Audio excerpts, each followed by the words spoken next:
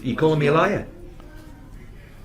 Hello and welcome back to the Baggies Podcast YouTube channel, where of course we're giving you all the latest news, views and opinions on all things Albion. We're back again today for another video on our YouTube channel. Today we're going to be talking through how Steve Bruce could line up the sort of team that he's going to put out as West Bromwich Albion manager. Of course, newly appointed manager Steve Bruce. We'll be chatting a little bit about his appointment in this video, but if you want to hear my full thoughts on that, go and check out the video on that. There'll be links in the description and all that jazz, and if you just click on our channel, and you'll be able to find it pretty easy. It's one of our most recent videos, so yeah, go and check that out when you can. Yeah, let's chat a little bit about Steve Bruce, because obviously he's joined the club, and we'll be chatting through his lineup in today's video. Obviously some of the formations that he could potentially play, the personnel that he might pick, but ultimately it is down to him.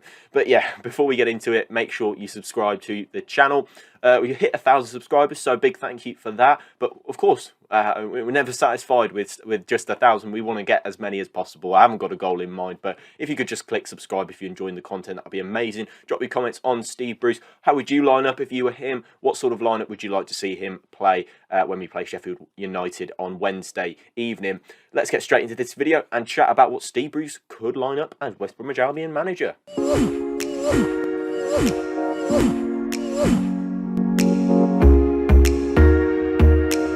So let's firstly just dive a little bit into Steve Bruce and sort of how he's come about and what we can kind of expect from him as a manager.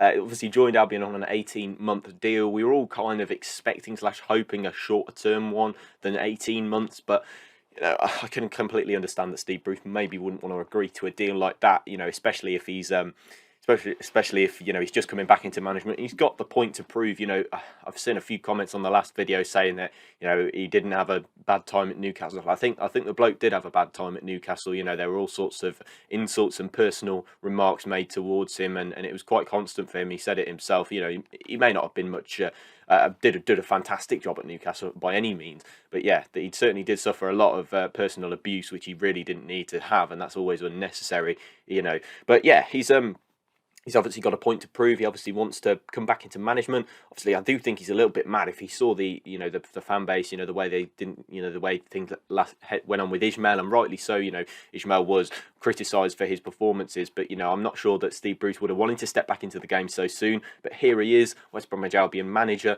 He's got 4 Premier League promotions under his belt. He's got 2 teams up, Birmingham twice and Hull City twice, once via automatics for both sides and once via the playoffs for both sides. Also got an FA Cup final under his belt as well with Hull City, if you remember the Arsenal FA Cup final. Quite a good cup final by all accounts, that was, to be fair. But yeah, I think looking at sort of his formations, his style of play at Newcastle and other teams, I don't think he has a set mindset when he goes into a club. He's a bit like Sam Allardyce. He doesn't really have a style. He'll assess the squad. He'll take a look at what he can get out of them. He'll take a look at how he can get the best out of them, and then judge it by that. So yeah, I think ultimately he's got a job on his hands. And although I've put together this little video about how he could line West Bromwich Albion up in the first few games, you know, he could assess it in a completely different way to how I have. Obviously, I've, you know, seen the squad over the past 6 months, and I've seen them ultimately not do as well as they could do. So this is how I feel that it may be the best to get the best out of them. This is basically a prediction. I'm trying to go inside Steve Bruce's head, and I'm trying to sort of find out what he's thinking. But yeah, this isn't necessarily my preferred lineup. This is just how I think that he'll rock up as a lineup. But yeah, in terms of possible formations, these are the sort of most common ones that we use at Newcastle. He used a 4-2-3-1 quite frequently, along with a 4-4-2. So kind of switching between those two sort of classic English football variants of the formation. And then also 3-5-2 was frequently used as well towards the back end of the season, if I got that right. So yeah, I've gone for this in a 4-2-3-1 because I think if I put a 3 at the back formation on, I think, you know, I'll hear most of the West Brom fan base screaming. So yeah, just bear in mind that he could also play that formation. It genuinely, I cannot tell you what he's thinking. So you know, he could assess it in a completely different way to how I'm assessing it right now. But so yeah, if we start off in goal, and I think there's not really, I suppose you do have to go with Sam Johnston if he is going to stick around. Even if he isn't going to sign the new contract, let him play, because ultimately he is the best goalkeeper at the club and probably one of the better ones in the Championship as well. The only England international in the Championship. I'm not sure he will come back. I know he had the fallout with Ishmael. Maybe that was just a personal thing with him. But if Steve Bruce can get Sam Johnstone back on side, it could be a recipe for success. He is a better goalkeeper than the others at the club. So as long as he is at the club, as long as he stays, he didn't leave in January, obviously. But possibly could go in the summer. Yeah, if he's still at the club, you have to play him, I think, unless he's had a fallout with another manager or somebody else at the club that he doesn't want to be involved in. But ultimately, Sam Johnston's role is going to be completely different here. He's going to be asked to sweep a lot less. I feel like the high line will be scrapped, and I feel like Steve Bruce will drop the line back a couple of pegs. I think anybody with a footballing brain can see that the centre-backs that he was putting in the system, that Ishmael was putting in the system, did not have the pace to keep up with a high line. So, yeah, ultimately, the line will be pushed back, therefore less sweeping for Sam Johnstone.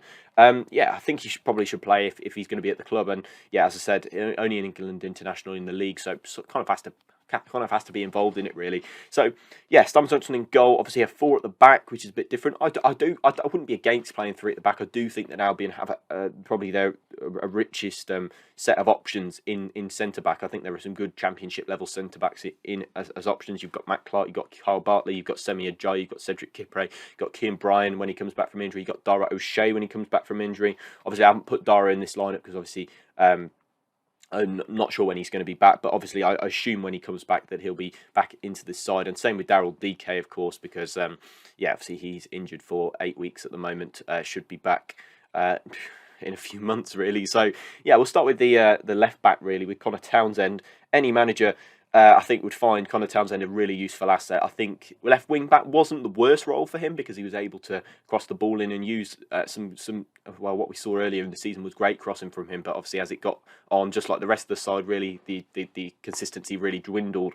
I didn't see the best of him certainly at centre back, so he's definitely not a guy I'd try and play there in a 3 at the back system. I'm sure Steve Bruce will see that, and I'm sure Steve Bruce actually will be willing to change formation if things aren't going well, which is a nice thing to see, and he will change the system depending on how the game goes. So yeah, he's more of a traditional fullback. Connor Townsend did okay at wing back, but I certainly want to see him back in a left back position if that's the formation that Bruce is going to play. Yeah, I just think he's a very consistent performer. I don't think he's been at his best this season, but still been one of our better players. So let's head into the centre back position now. I've put Matt Clark there. Genuinely don't know what Steve Bruce will be thinking. I do like what Cedric Kipre's done so far this season. I think he's been reasonable. I think he's done a good job. Semi Ajayi could also come back into the side. It just depends. I don't think Semi Ajayi's reading of the game is perhaps up to scratch. But yeah, Matt Clark, I think he's probably the second best defender that we've got in the air. So therefore, probably Steve Bruce is going to want to see him winning those aerial challenges. So that's definitely Matt Clark is definitely one that's up for debate. I'm not going to see. I wouldn't be surprised to see people disagreeing with how I've put him there. Actually, isn't, as I said, this isn't necessarily what I prefer to go with. This is just how I might see Steve Bruce seeing it. So yeah, I've put Matt Clark at left centre back. Could be literally any of the other options. I'd like to see Dara come back in alongside Carl Bartley, who's the next option. I'd like to see Dara O'Shea come back into the side. But yeah, Carl Bartley in the right centre back spot as well. Big Sam kept him in the side. I think people saying that Bartley may be one of the rotten eggs. I think although his performances of late haven't been great along with the rest of the side, I do think that there was a reason that Big Sam kept him in the side and kept him as captain actually throughout his time at the club in the Premier League. So yeah, I'd assume he'll be kept in.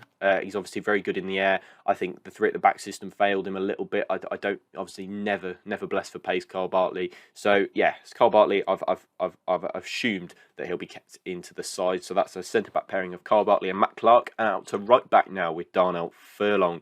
I think it's debatable as to whether Bruce will opt for Taylor Gardner-Hickman, but I think Taylor Gardner-Hickman does lose. You do lose a little bit of that defensively. So yeah, again, I think Furlong's a better standard fullback, your traditional fullback. But I'm not convinced that he'll play every game. I'd like to see Taylor Gardner-Hickman get some more minutes, but possibly in the centre of midfield. Maybe that's possibly where I might have put him in this lineup. So yeah, I think.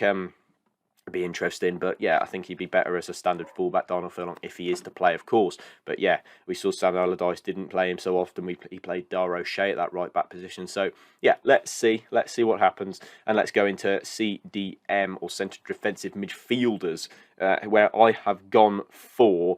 I think he's going to pick Jake Livermore. I do think he's going to pick Jake Livermore, and I do think that's what he's going to go with. he was Bruce's captain at Hull City. He's likely to play. He's likely to possibly, he's likely to keep his armband because Steve Bruce did have him as captain at Hull City. So, yeah, whether that's your tipple or not, whether you're a fan of Jake Livermore, I do think he's going to play under Steve Bruce because simply due to the amount of football he played at Hull. But obviously he's a different player now. He's at least 5 or so years along the line now. So yeah, we'll see what happens with Jake Livermore. I've gone for kind of a two defensive midfielders. I'd like to include Taylor Gardner-Hickman, but where his best position is still, I think it's centre midfield, but I think Steve Bruce will opt for some experience in there and go for along with Jason Malumbi alongside Jake Livermore. I'd like to see him given a go. I'd like to see him given more of a chance. But then again, I do think that if you're going to play a three-man midfield like I think Steve Bruce might, I think he should see that we might be better in that position. I'd like to see Jason Malumbi given more of a go because I think him and Livermore together, that's not a very inventive pair. But with Alex Mowat maybe pushing on into an attacking midfield role, if he can keep the ball on the floor, then perhaps you might see something a little bit better. So yeah, I'd like to see Mowat keep the ball on the deck if he's going to play in a more advanced role. But equally, I could see somebody else stepping into that advanced role and Mowat dropping back. I could even see Taylor Gardner-Hickman coming in. Genuinely, we don't know what he's thinking, but this is simply just a prediction as to what I think Steve Bruce will go with. So yeah, I've gone for that sort of two defensive midfielders in Livermore and Malumbi as to what Steve Bruce might play, and then Mowat pushing on just ahead of them. On the wings, we'll go for left wing first. Karlan Grant. Keep him as an inside forward, I think, is probably the best thing to do. I think his goals have come from cutting in and coming in off the line. He needs to be more involved in games, though. Quite frankly, with Grant, I think that quite often he's ghosting. Quite often he's just popping up with the goal, which I don't mind. But when he's not popping up with the goal, what is he actually providing? I think he needs to be more involved in the games, and I think Steve Bruce will see that and he'll be able to root that out and make sure that he's able to get the goals, but also become a more active role in play sometimes. As for right wing, Grady Dean Garner, keep him on the touchline, please. Keep him on that chalk on the touchline. Make sure he doesn't move from that when he's playing on the wing, because that's where he best operated under Bilic. And Bruce will see that, I am sure. If Dean Garner is to play, Bruce will know how to get the best out of him. Let him beat his man. Let him cut into the box. Let him drive at defenders. Don't keep him in that inside forward role that Ishmael kept it in, where he's surrounded by 5 defenders every time he gets the ball. We can see he was trying to fight and trying to play, but he wasn't in the right role for it. So yeah, for that reason, I think Dean Garner needs to sit at the right wing. Maybe Bruce will see him on the left wing. Of course, we've seen him play so well there for Albion, but he needs to be able to beat his man, and that's what I think he's going to do.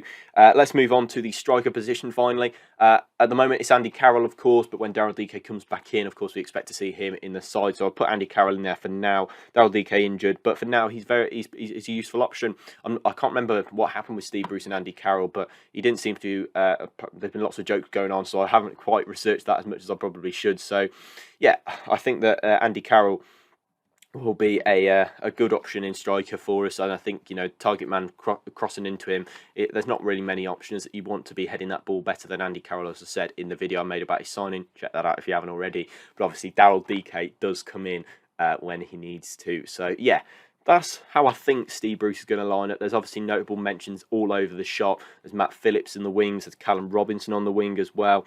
I think that there's potential to move about with formations, and thankfully we have got that move about in formations now with Steve Bruce. He's not going to stick to one, but genuinely I don't know what he's thinking. This is just a prediction as to how I think he might line up, but we don't know what's inside his head. We don't know how he's conceiving this side and how he's perceiving them to play. So yeah, this is how I've predicted him to go. Let me know your thoughts down below. Let me know how you believe we will line up in his first few games as manager. But yeah, all the best to Steve Bruce, and hopefully he brings happy times back to the Hawthorns. But that does bring me to the end of another video here on the Baggies Podcast YouTube channel. I shall see you in the next one. Goodbye.